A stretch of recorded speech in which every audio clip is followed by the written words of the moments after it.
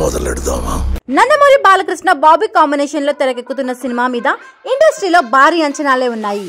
Waltair Veeraiah hit తర్వాత బాబీ, భగవంత్ కేశరి తర్వాత బాలయ్య చేస్తున్న సినిమా కావడంతో అందరి దృష్టి ఈ సినిమాపై పడింది. ఇప్పటికే దాదాపు 30% షూటింగ్ పూర్తి చేసుకున్న ఈ సినిమా తాజాగా మరో షెడ్యూల్ కి సిద్ధమైంది. అన్నపూర్ణ స్టూడియోలో ఈ సినిమాకు సంబంధించి భారీ సెట్ వేశారు. ఇందులోనే ఈ నెలాఖరు వరకు నాన్ స్టాప్ షూటింగ్ ప్లాన్ చేస్తున్నారు.